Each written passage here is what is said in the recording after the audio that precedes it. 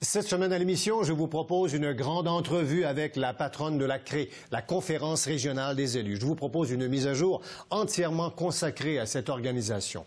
Mais avant, une rétrospective de l'actualité locale et régionale. Madame, Monsieur, voici mise à jour à l'antenne de la télévision régionale de Laval.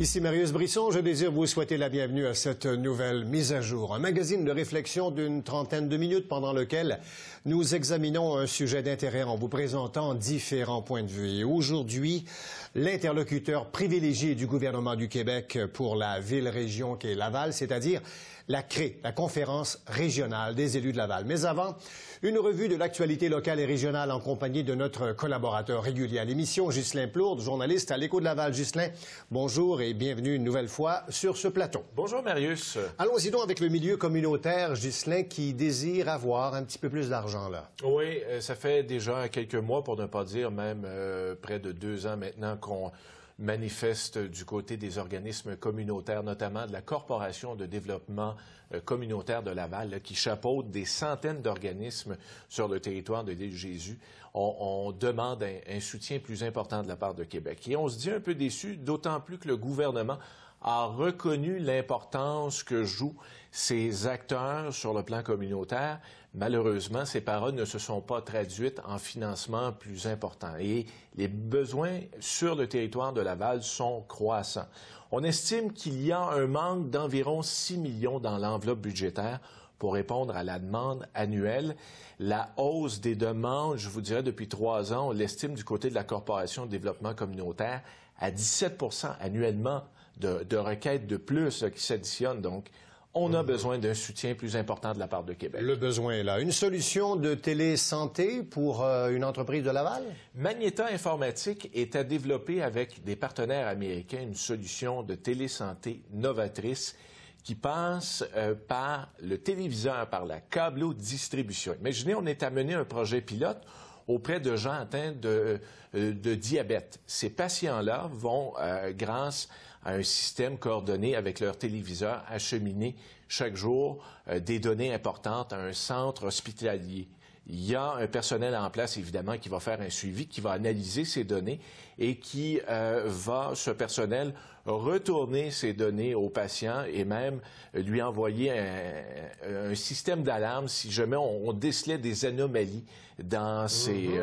oui, c'est intéressant. C'est vraiment quelque chose... Fine pointe de la technologie. Ah, tout à fait. Et évidemment, on se pose la question, est-ce que cette solution de télésanté pourrait arriver au Québec? Possible. Bon, on est encore très loin d'une entente et ce n'est pas demain la veille que verra le jour ce projet pilote. Alors, le C3S de Laval performe à l'échelle canadienne. À quel niveau, Ghislain? Oui, en termes de qualité des soins et également en termes de gestion.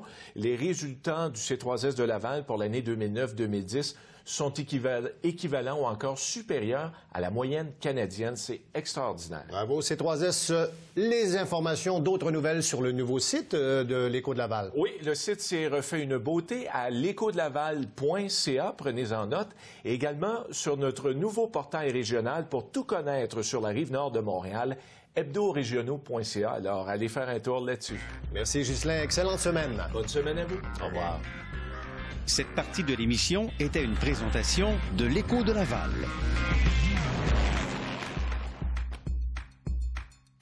Cette semaine, à l'émission Mise à jour, nous avons décidé de braquer nos projecteurs sur l'organisation qui agit comme principal interlocuteur entre les différents ministères du gouvernement du Québec et la ville-région de Laval, c'est-à-dire la CRE. La CRE, c'est la Conférence régionale des élus de Laval.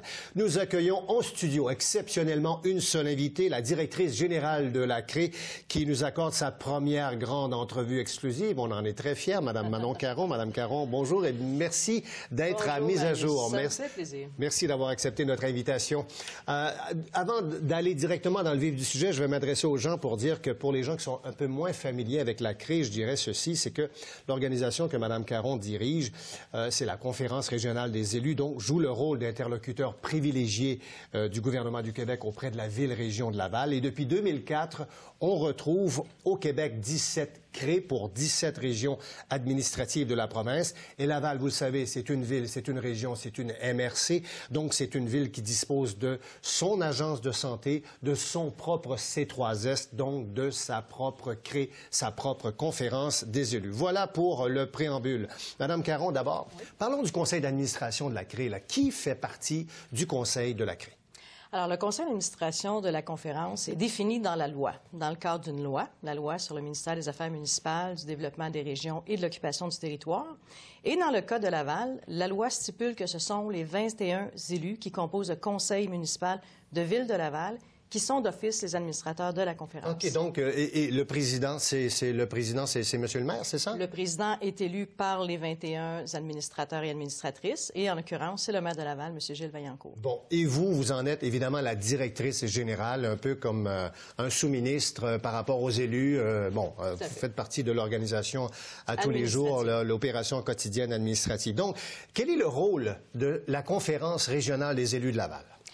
Dans le cadre de la loi, le gouvernement confie aux conférences régionales des élus d'abord le mandat de concerter l'ensemble des acteurs qui influencent le développement de la région. Oui. De les concerter en vue de définir un plan stratégique, un plan de développement sur un horizon de 5 ans pour évaluer c'est quoi les forces de la région, c'est quoi ses faiblesses, dégager une vision et y amener l'ensemble des acteurs à œuvrer dans le sens des priorités et des actions qui, ensemble, se sont données. Donc, ce n'est pas une OBNL, ce n'est pas une organisation à but non lucratif, là? Non, ce n'est pas une organisation sans but lucratif, c'est une corporation qui est instituée dans le cadre d'une loi. Ce ne fait pas partie du gouvernement du Québec, ce n'est pas une instance municipale non plus. Elle est instituée par loi et demain matin, le gouvernement pourrait décider d'abolir les conférences régionales des élus. C'est son grand privilège. Donc, et vous êtes là pour faciliter les décisions, voire à l'harmonisation du développement de Laval. C'est ce que je comprends. En quelque sorte, pour 2 raisons. D'abord, quand le gouvernement du Québec se dote de régions administratives, c'est dans le but aussi de déployer l'ensemble de ses programmes et l'ensemble de ses services sur le territoire. Ouais. Les conférences régionales des élus sont un peu les ancêtres de ce qu'on appelait les conseils régionaux de développement. Les fameux CRD. Les fameux CRD, qui ont été mis en place par la population des régions elles-mêmes, qui disaient au gouvernement, vous faites des programmes mur à mur, ça ne correspond pas à la réalité de notre territoire. Nous, dans notre région, on aimerait intervenir de telle ou telle façon. Donc, quand les conférences régionales des élus reçoivent le mandat de se donner un plan stratégique, c'est aussi par la suite pour négocier avec l'ensemble des ministères pour que l'action de ces ministères-là soit déployée dans notre région en fonction de nos priorités. L'intervention se fait plus directement qu'avec les CRD, les anciens CRD, là, c'est clair, là. Tout à fait. Prenons par exemple un cas précis, prenons l'immigration. Ouais. La région de Laval, maintenant, on constate qu'on atteint tout près de 23 % de notre population qui est issue de l'immigration. Ça suppose pour nous, parce que c'est quand même un changement assez rapide, on était autour des années 2001, autour de 15 %. Oui. Donc, ça suppose pour la région de Laval... Une adaptation. Une adaptation. C'est un défi particulier, surtout qu'on a de plus en plus de personnes issues de l'immigration qui arrivent directement à Laval. Donc, on a fait reconnaître la région de Laval comme une région de destination et pour être en mesure, avec le gouvernement, de se doter de services et de moyens pour accueillir adéquatement cette population-là. C'est un exemple, je pourrais vous en donner une multitude dans l'ensemble des ministères. Ben oui, parce que je regardais le nombre d'ententes que vous avez, les mandats à faire exécuter. Bon, vous vous occupez pas de tout ce qui est municipal, là. Les ordures, le recyclage, des trucs comme ça. Ça, c'est pas de votre rayon. Non, c'est tout à fait. La municipalité a des mandats d'aménagement du territoire. La CRE ne touche pas aux mandats municipaux. Et vous avez une dizaine de grandes ententes. Vous avez de nombreux comités, mon Dieu, presque une cinquantaine. Ça veut dire que vous rayonnez, vous êtes vraiment partout sur le territoire. Je pense aux loisirs et sports. Saines habitudes de vie, les personnes âgées, etc., l'immigration, vous venez d'en parler, la pauvreté, la persévérance scolaire. Vous intervenez à tous les niveaux de la vie des Lavallois. Tout à fait. Dans une optique, d'ailleurs, d'améliorer la qualité de vie des Lavallois. Et pourquoi on fait ça? C'est qu'on se rend compte, et ça fait partie aussi des raisons qui ont amené le gouvernement à mettre en place des CRE, c'est que l'ensemble des ministères peuvent avoir des plans stratégiques, peuvent se donner des priorités. Oui. Mais quand tu arrives à l'échelle d'un territoire, ce qui fait souvent la différence, c'est quand tu arrives à mettre tout ce monde-là ensemble, qui dispose de fonds, qui dispose de programmes, pour que ces gens-là travaillent dans le même sens, pour avoir vraiment une force d'impact. C'est un peu le cas en persévérance scolaire. On s'est effectivement, cette année, doté d'une instance en persévérance scolaire qui réunit les commissions scolaires, le collège, mais aussi des ministères comme le ministère de la Famille et de l'Enfance, le Centre local de développement de Laval, le Carrefour Jeunesse-Emploi, le Forum Jeunesse, et j'en passe. Et tous ces gens-là, ensemble, doivent regarder qu'est-ce qu'on peut faire, qu'est-ce que la communauté peut faire pour faire en sorte que nous aussi, on puisse atteindre en 2020 la cible gouvernementale de 80 de réussite de nos jeunes au niveau scolaire. Alors, ça demande des stratégies, ça demande de mettre nos billes ensemble, ça demande de travailler dans la même direction, et c'est ça le rôle de la CRE. Mais donc, interlocuteur privilégié du gouvernement, vous devez rallier l'ensemble des partenaires. Tout à fait. Est-ce que vous diriez que Laval dispose d'une structure et d'une manière de faire qui est facilitante? Qui fait l'envie, je vous dirais, de tout le monde au Québec, qui fait l'envie. Ça, j'ai déjà entendu ça, Mme Caron. Oui, mais là, vous allez nous expliquer pourquoi, là. On veut le savoir. Parce que quand on prend une région administrative, quelle qu'elle soit au Québec, Laval, c'est le seul cas de figure où vous avez une ville, une MRC, une région qui œuvre sur le même territoire géographique. Si j'étais, par exemple, dans une région comme les Laurentides et que j'avais 5 MRC, des centaines de municipalités, des dizaines de collèges, pas des dizaines de collèges, mais quelques cégeps, des commissions scolaires. Quand tu viens pour mettre tout ce monde-là ensemble et faire de la concertation, ça fait beaucoup de monde.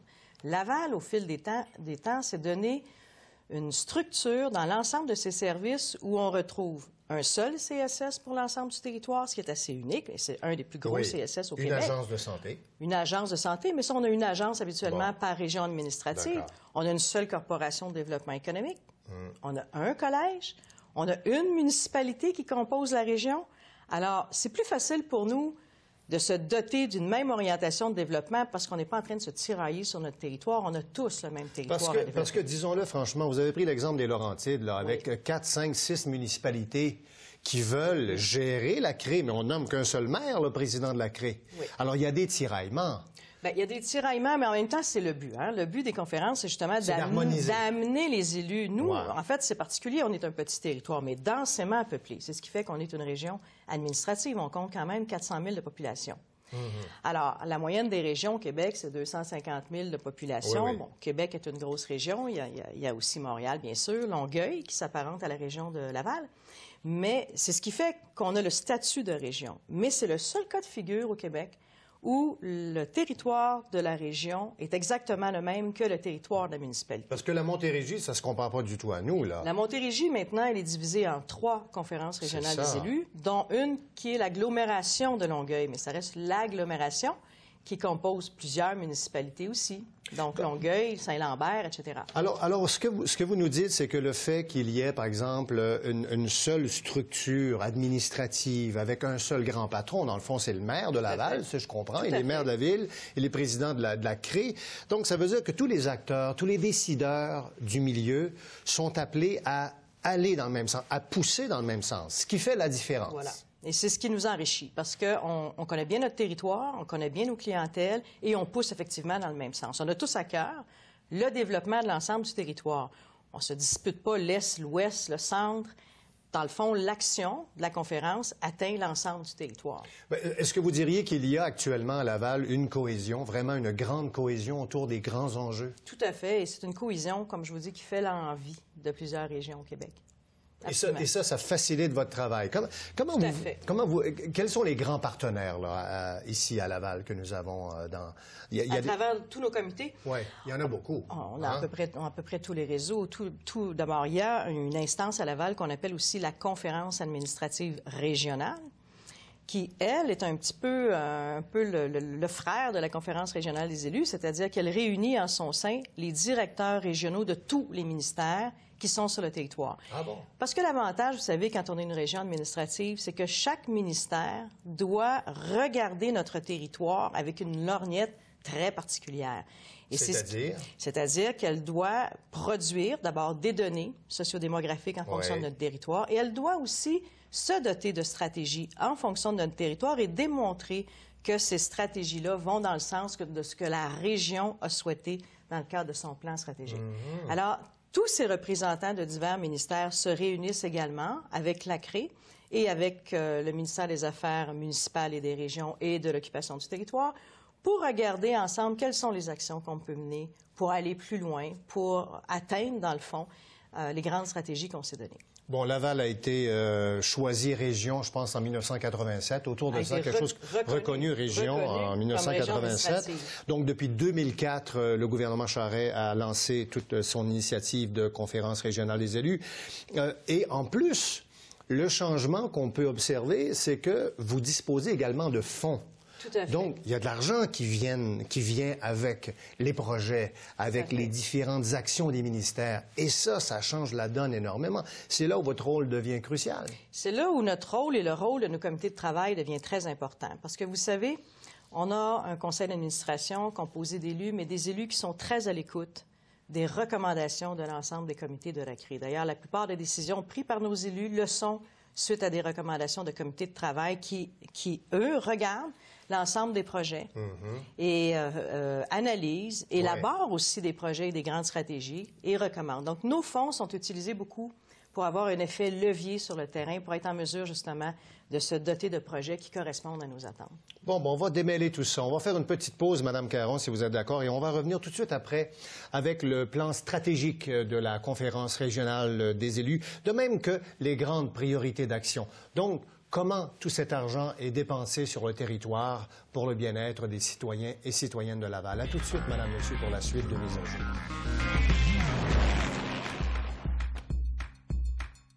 Avec nous, la directrice générale de la CRE, la conférence régionale des élus de Laval, Mme Manon Caron, pour nous parler du plan stratégique de développement et des priorités d'action de la CRE de Laval. Mme Caron, c'est d'ailleurs le 3e exercice de planification stratégique, là. Il y en a eu du travail de fait. Ce dernier plan-là, ce dernier exercice, ça s'étend jusqu'en quelle année? Jusqu'en 2013. 2013. Fin 2013, oui.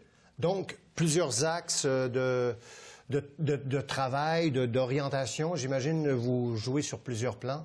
Tout à fait. En fait, un peu comme les exercices précédents, c'est un plan qui est issu d'un vaste exercice de consultation à laquelle on a convié l'ensemble des acteurs du développement de la région à réfléchir ensemble quelle est la priorité de développement pour le territoire de Laval. Si on avait une priorité, non pas juste pour la CRE, mais pour l'ensemble des institutions. Et ce qui est sorti, et c'était très novateur, puisqu'on parle d'un plan 2008-2013, c'est de vraiment intégrer au sein de nos pratiques le développement durable et l'éco-citoyenneté. Ah oui, on en a entendu parler beaucoup, par plusieurs acteurs de la ville de Laval, d'ailleurs. Et au cœur du plan, c'est de dire, dans le fond, notre grande priorité, c'est de partager avec l'ensemble de la planète une des grandes priorités qui est la lutte aux gaz à effet de serre. Donc, Laval a endossé cette priorité-là et s'est doté comme grande stratégie de réduire de 40 % les gaz à effet de serre sur le territoire. Et on sait que les gaz à effet de serre sont beaucoup générés par l'utilisation des véhicules. C'est le secteur qui produit le plus de gaz à effet de serre, dans notre cas, pour une région comme Laval. Alors, on a développé le transport en commun énormément. On a développé le transport électrique en commun. Ben voilà, quand on regarde aujourd'hui, et la STL, là-dessus, la Société de transport de Laval, on lui lève notre chapeau parce que s'il y a une société de transport qui a vraiment adhéré à ces grands objectifs-là, c'est bien la STL qui s'est d'ailleurs dotée d'un plan de mobilité durable. On a vu d'ailleurs dernièrement que même Ville de Laval s'est dotée d'une politique de développement au niveau de l'urbanisme. Avec l'éco-citoyenneté, avec Évolucité, sa politique Évolucité, qui est une politique de développement durable pour le territoire, pour l'aménagement du territoire à la Ville de Laval. On a vu aussi que Tourisme Laval a expérimenté des projets importants aussi pour amener les entreprises touristiques à œuvrer dans un contexte de développement durable. Et, donc, ça veut dire que c'est pas seulement théorique, là. Ah non, non. Ça veut dire que cette orientation-là que vous avez vue, là, depuis la CRE, vous avez dit il faut que ça descende dans les organisations, dans nos partenaires. Et on se rend compte dans le discours quotidien de ces partenaires-là, comme la Ville. Bon, vous parlez de tourisme, Laval. On l'entend souvent, d'ailleurs, la présidente directrice générale nous en parlait, Mme Courteau. Et la STL, même chose. Donc, ça veut dire que les actions sont concrètes, là. Votre rôle. Absolument. Et dans le fond, on apprend tous à travers ça, hein, parce que c'est de voir chaque jour dans les gestes qu'on pose, dans les projets qu'on supporte, en quoi ces projets-là, dans le fond, ont un effet sur le développement durable. Et le développement durable, vous savez, c'est pas juste l'environnement. Le développement durable, c'est aussi la qualité de vie. C'est aussi de prendre en compte les besoins des clientèles qui sont moins bien favorisées sur notre territoire. C'est de prendre en compte les besoins de nos personnes âgées. Vous savez qu'on a un défi important au niveau du vieillissement accéléré de la population sur le territoire de Laval. Oui. Alors, le développement durable, c'est un peu tout ça. C'est de former aussi, former nos jeunes qui sont dans les écoles actuellement à devenir des éco-citoyens. Ce qu'on fait dans le cadre de notre projet AVEC, où on a un grand programme de formation à travers toutes les écoles. Donc, ça se reflète un peu dans l'ensemble des projets, dans l'ensemble des décisions qu'on prend. Il faut se dire, ce que je fais là, est-ce que je le fais en tenant compte aussi des besoins des générations futures? Ça veut dire, Mme Caron, que vous avez une incidence, par exemple, sur les aménagements de passerelles pour les personnes âgées. C'est que, dans le fond, ces grandes orientations-là qui sont décidées à la CRE sont appliquées concrètement par les partenaires, soit les écoles, les collèges, etc., les entreprises. C'est-à-dire qu'elles font l'objet de comités de concertation qui se mettent en place et qui examinent de façon plus pointue certains dossiers. Par exemple, vous parlez des personnes âgées, mais oui, on a une entente avec le gouvernement du Québec, avec le ministère des Aînés. On a mis en place un comité qui réunit aussi les organismes communautaires qui œuvrent auprès des aînés, Ville de Laval, la Conférence, Agence de la santé. Et, entre autres, dans les 3 dernières années, on a travaillé très, très fort pour consolider les infrastructures communautaires qui sont dédiées, entre autres, à répondre aux besoins de maintien à domicile. Parce que quand on pense à ce qui s'en vient, quand on a une perspective d'avenir, on sait très bien que les personnes âgées, qui comptent actuellement pour à peu près 14 % de la population, vont compter pour près de 20 % en 2020.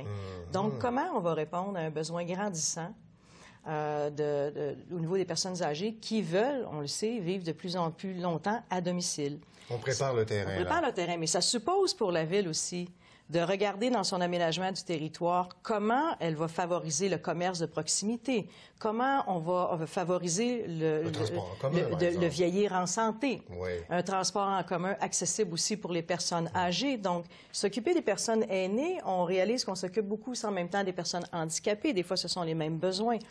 Donc, c'est un peu le sens du plan stratégique et, entre autres, une grande orientation qui est favoriser les saines habitudes de vie au niveau de la population. De vie, les centres communautaires. On parle aussi de maintien de soins à domicile. Vous intervenez aussi à ce niveau-là. On n'intervient jamais dans le service. Oui. La CRE ne donne pas de service directement à la population. C'est vraiment dans la mise en commun des efforts au niveau de la région entre l'ensemble des partenaires pour qu'on ait tous un peu la même lecture des besoins et qu'on investisse nos billes, nos sous dans des projets qui sont porteurs et qui vont être structurants. Bon, vous parlez d'investir les sous, les billes, on en a parlé avant la pause, nous allions revenir avec les enveloppes budgétaires parce que les décisions sont accompagnées de fonds. Qu'est-ce que ce sont, des fonds régionaux dédiés ou quoi? C'est-à-dire qu'au départ, il y a un fonds minimum qu'on appelle le Fonds régional de développement qui sert surtout à soutenir cette concertation-là et à soutenir des projets qui sont issus de cette concertation.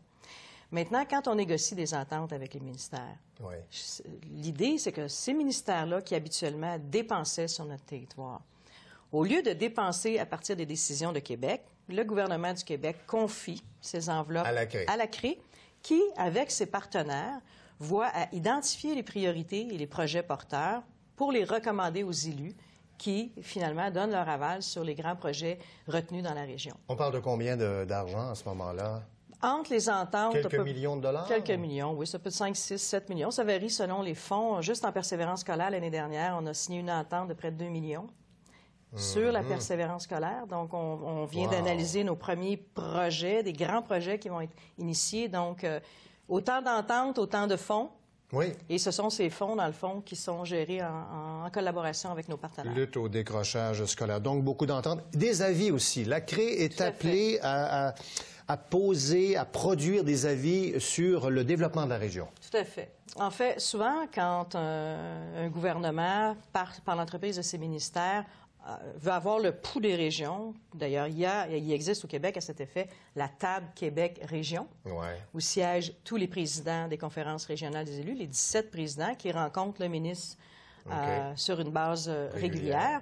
Pourquoi? Pour justement donner le pouls de la région, fournir des avis sur les décisions gouvernementales et sur les impacts de ces décisions-là à l'échelle des régions. Parce que les gens pensent souvent que Laval est une ville riche, évidemment, avec raison aussi. Il y a de la richesse à Laval, mais il y a aussi de la pauvreté. Il y a aussi de la pauvreté, et c'est un des éléments qu'on a à faire valoir beaucoup au gouvernement, parce qu'on a 16 des gens qui vivent quand même sous le seuil de faible revenu.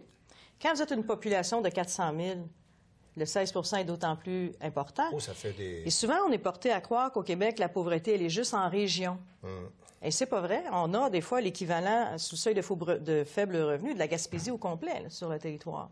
Alors, il faut nous faire valoir les particularités de notre territoire. Elle est plus diffuse, la pauvreté. On n'est pas dans on n'a pas de quartier stigmatisé, elle est un peu partout. Mais il faut le faire valoir si on veut avoir les fonds aussi pour répondre aux besoins de ces populations. Est-ce que vous diriez que la CRE apporte avec elle une meilleure équité, une meilleure équitabilité dans la distribution des sous, de l'argent, des fonds, des services, etc.? C'est même un enjeu. Ça fait partie d'une de nos orientations du plan stratégique, assurer à la région de Laval sa juste part des investissements gouvernementaux. Donc, vous dites que l'argent est mieux dépensé de cette manière-là. Il faut faire valoir les besoins, les priorités de notre région, et c'est en cela qu'on peut fournir des avis au gouvernement sur tout ce qui touche le développement de la région dans ses différents ministères et au niveau des différentes préoccupations de nos membres. En tout cas, c'est un travail remarquable. On parlait de pauvreté, Manon Caron, et pour vous avoir connu dans une autre vie à l'époque où j'étais journaliste, vous œuvriez à ce moment-là au Centre de bénévolat de Laval, où nous avons fait de nombreuses entrevues. Oui. Est-ce que vous vous ennuyez? Maintenant, vous êtes à la CRE depuis plusieurs années, mais le Centre de bénévolat de Laval, vous avez vu sa croissance? Ça reste une grande fierté. Moi, j'ai quitté au moment où on finissait d'implanter la Banque alimentaire, et je dirais que c'est probablement une des meilleures écoles que j'ai eu. Je suis restée en contact, bien sûr, avec le centre, que j'admire beaucoup. Je trouve qu'ils font un travail remarquable et ça m'a permis vraiment de connaître le terrain, les besoins de la population de façon beaucoup plus concrète. Donc, Manon Caron, vous allez laisser 2 empreintes indélébiles à Laval, le centre de bénévolat et maintenant le travail que vous faites à la CRE. Il faut mentionner aussi, pour le bénéfice des téléspectateurs, que vous êtes également directrice générale du CLD, le Centre local de développement, qu'on parlera dans une autre émission éventuellement. Tout à fait. Merci beaucoup, Manon Caron, d'avoir accepté notre invitation. Grand plaisir de vous avoir reçu à Mise à jour et bonne continuité. On va suivre vos projets avec beaucoup d'attention. Merci beaucoup. Ça fait un grand plaisir pour moi aussi. Nous allons faire une petite pause, madame, monsieur, immédiatement. Après, c'est la conclusion de Mise à jour.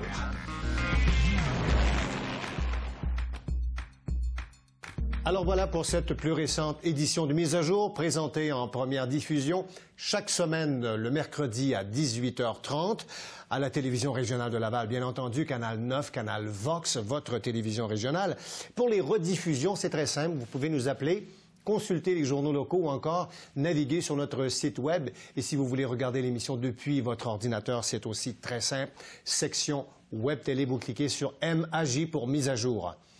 Ici Marius Brisson, au nom de toute l'équipe de TVRL. Bonne semaine.